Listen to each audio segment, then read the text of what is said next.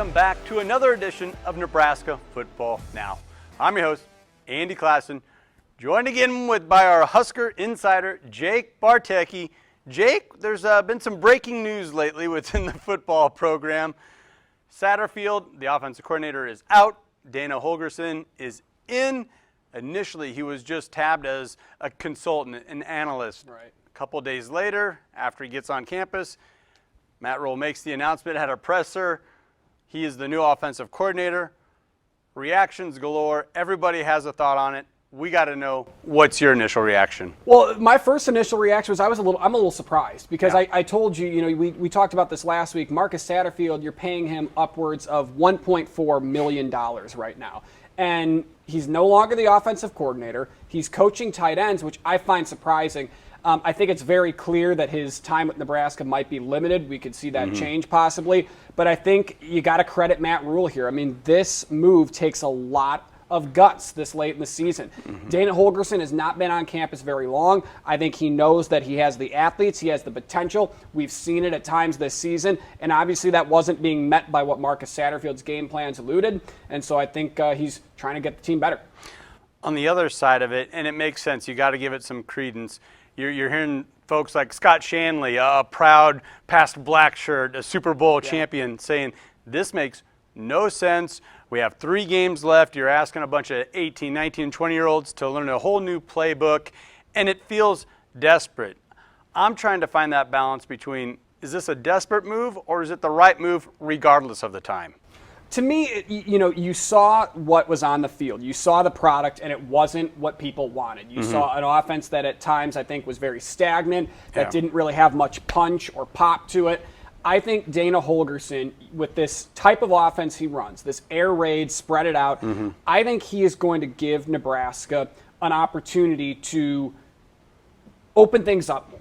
Yeah. I'm not saying I see them going to a full air raid offense necessarily, but I think Matt Rhule, as I said, he knows he has the athletes. We know that guys like Isaiah Neyor are very athletic. We know Dylan Raiola has an incredible arm and a great quarterback IQ. The offensive line is experienced. I think bringing in an experienced coach that has a lot of years under his belt, 2 good tenures as head coaches, especially on the offensive side with West Virginia and Houston, I think it's a move to just try and help the unit as a whole. Well, you mentioned head coach Matt Rhule. Let's hear from the head ball coach himself right here on his thought process behind this move. I felt like we needed some help, and so I just thought this was, the right thing to do. At the end of the day, like, it might be bold, it might be unique. And again, I didn't bring him at first with that. I said, hey, come and see. And I think as he got here, he felt comfortable. And, Marcus walked in right away and was like, tell me everything you need. And Glenn did the same thing. And Garrett said, I can translate this into your language. And, so, and then Dana's obviously, he's really, really a smart guy offensively. He can figure out kind of what we're doing and what we do well. So. Okay, so there you heard it. Bold. If nothing else, it's bold, right? Sure and I is, think he said the word unique. What do you make of it? Well, my takeaway from what he was talking about there, and what I really liked hearing, was that it sounds very much like Garrett McGuire and Marcus Satterfield were on the same page. They understood the decision, and they went along with it. Now, do we know if that's totally how they feel internally? No, we don't even know if that's exactly how they felt because none of us are in that room when that conversation went on. But it seems like things are in a very good space now. I agree with what he said, though, about Garrett McGuire being able to transition the languages and, to Dana Holgorsen's kind of vernacular from Garrett McGuire's. That's the one thing that it's going to take a while, I think, for the team to understand. But, this also provides a jump for next year, right? I mean, we don't know if Dana Holgorsen will be around. Matt Rhule did mention we hope he is. We hope he likes it. We hope he wants to stay. And if the offense succeeds over these last 3 games and Nebraska goes 2-1 or maybe even 3-0, not saying that's going to happen, but it could, maybe that is a conversation that you have later on. So I think the more you can get done this year, the better it is for the future as well. Well, speaking of the future and guys we want to see around for another year or 2 or 3, how do you believe the young quarterback is handling this, or how do you feel Dylan Raiola is consuming this news? From what I know with Dylan Raiola and his headspace when it comes to these kinds of things, he just very much wants to win. He is a win-first type of quarterback. Now, Nebraska hasn't been winning lately, right? They came out of the bye and went 0-3.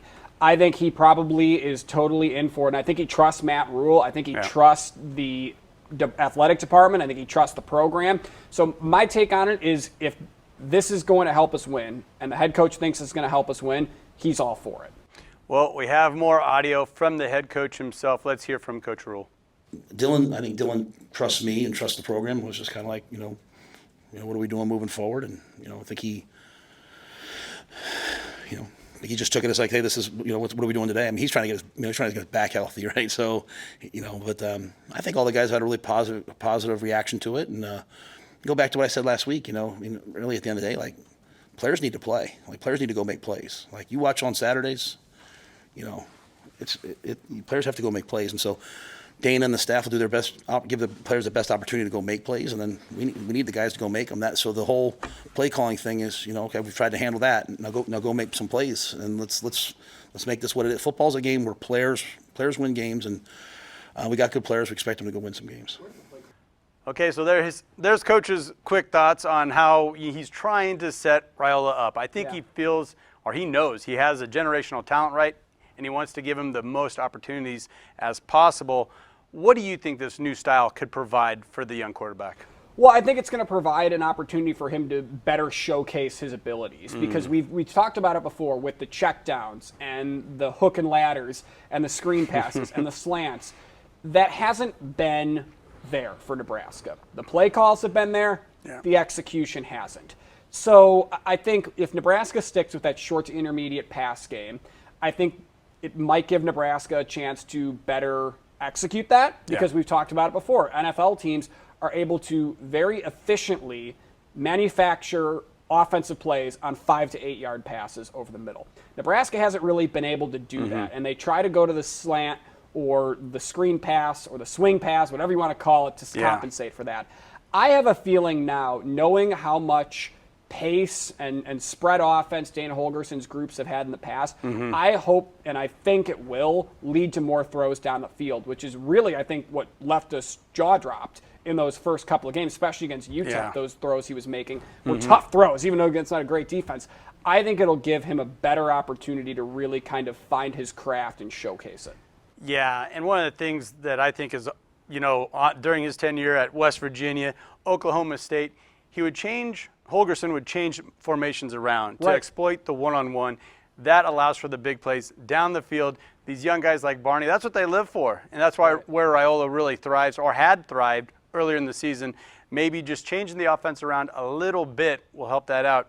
But on the flip side, do you think that's fair? Is there enough time for the players to learn a playbook, or how in-depth do you think it's going to be?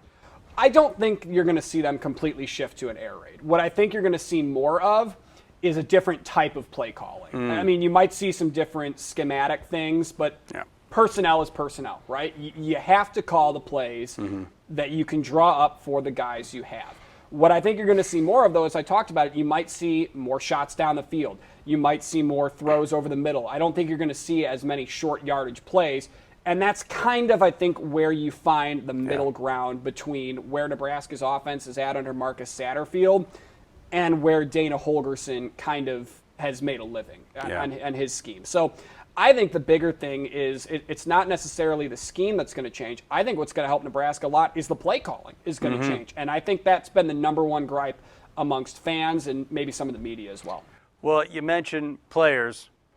We have an injury at quarterback, and the university has been very mum on it. In fact, Coach Rule said, well, I don't know. We hope to see him, but we're preparing with our number 2 guy who was our number 1 guy a year ago. And it's not just Nebraska. USC's also breaking in a new quarterback.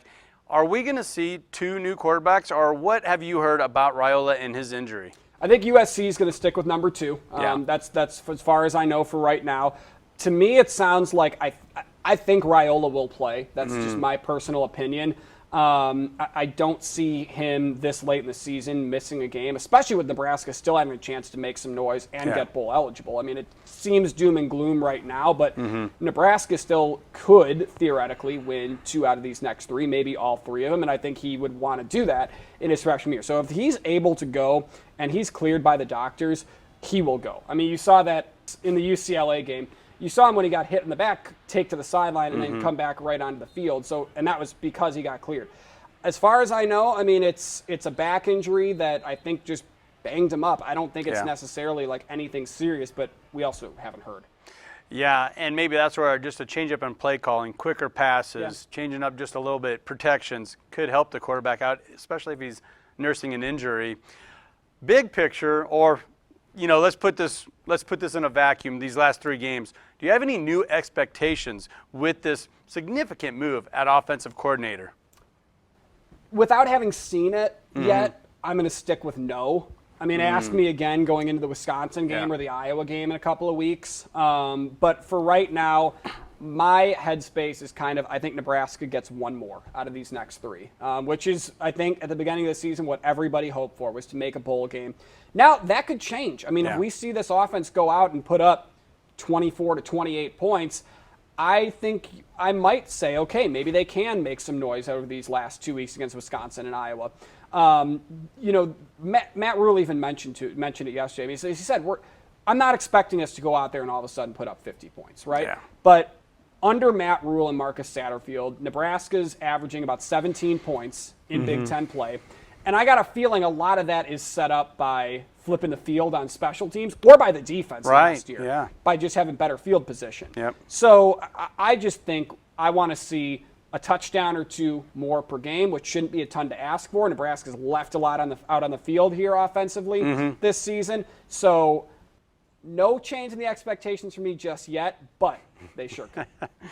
That's being very prudent. Does there, it change Jake. your expectations? A little bit, yes, it does. I think the tenure that Coach Holgorsen brings in, I just expect a little bit more, and we're so close with so many of these games. Just a little bit more should prevail and get us over the hump, get us that bowl season. This team, to me, needed a shot in the arm and a reminder that there's still a lot out in front of you, and maybe a big move like this from the top down should be a wake-up call. And the other thing is, the last 2 seasons that Holgorsen had at Houston, they were top 25 in red zone efficiency. And I think that's part of the offense also that gets overlooked is how much Nebraska's struggled there. During the UCLA game, 8 plays inside the 10-yard line before they finally scored a touchdown. So, you would like to think that somebody that's been so successful all throughout his career offensively in the red zone would help that area.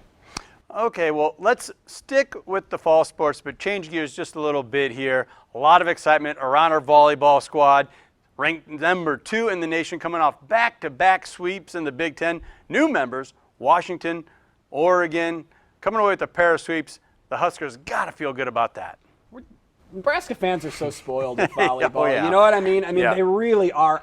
There's very few games where I go in actually concerned that Nebraska is going to lose, and there's very few I come out where I'm like thrilled with a win because we just expect it now. The outside hitters for Nebraska have gotten so much better throughout the course of the season. I think we learned this last year. I think you're seeing the value of having one of the best setters in the nation in Bergen Riley because she sets up Merritt Beeson and Harper Murray for those just power bomb kills that the Huskers seem to just live off of. So yeah, it's really exciting, isn't it? It's just good to have something you can count on to consistently deliver. Well, and it's not only the right or left pin, the back row kills there. Becca Alec, when she gets her opportunities, it's usually terminal. And the defense with Becca Alec, too. Yeah, that's true. Dominant middle blocker. Moving on to winter sports, both men's and women's teams are 2-0, but I think the men's, a lot of folks are already saying, is there a cause for panic? We beat Bethune-Cookman, but it got a little closer. Is there a reason for concern there? Is the offense not what it needs to be, or is it still just early? I'd like to see a couple more games. Some of those tune-up games. Unfortunately, coming up this weekend, you have a couple of or the start of a couple games where you don't really have that luxury. You've got St. Mary's, who's a consistent tournament team out of the West. They're good. And then you've got Creighton next week, right? So I think, Fred Hoiberg talked about this, I believe, after the opening night game against Texas Rio Grande Valley. He said there's somewhat of a benefit to being able to work through some of these kinks against teams that you probably are going to win against. He didn't say it that way, but, in a game that they won, right? So I think there's a benefit to that. I'd like to see them in a few more of those. I'm curious to see how they look this weekend and next Friday. So we'll find out, right? We sure will. It's already here. It's hard to believe. And this is a Nebraska sports show, so Creighton who? I don't know who you're talking about there. Yeah, right. Okay, back to football. What's your prediction? USC, they got their own issues. Nebraska, we're going through it on some fronts as well. I think this is going to be a very competitive game. Where do you see this final score falling? I have USC 28-20, and there's no moral victories. I know Matt Rule would say that, but I feel like you will see some things that will make you feel better. I think the defense will play okay. I don't see a great game out of the defense here. For whatever reason, I just think USC has a little bit of power on the offensive side of the football that might be a little tough at different position groups for Nebraska to match up against. So I think that's a cover, but not a win. Okay. Well, I'm going to be a little bit more optimistic here. I think this will provide that spark. And a word that I'm hearing a lot of is complementary football, and how we kind of got away from that. And I think the defense is going to step up. They'll bend, and they're going to bend a lot on the road in the Rose Bowl. But they're not going to give up the big play too often. When they do, they'll be able to regroup. Offense will do just enough. I'm saying 14-9, Huskers are going to win. 14-9. 14-9. Welcome to Big Ten West football, USC. That is a Big Ten West score if I've ever heard of that. That gives me Northwestern Purdue type vibes. It does. And you know what? USC has been going through it. Ask Minnesota, Penn State. They've been having a pretty good time playing the Trojans. Why not Nebraska? You bet. Well, Jake, thanks for stopping by and sharing all that wonderful information with us. Good as always. And thank you for joining us on News Channel Nebraska for another edition of Nebraska Football Now.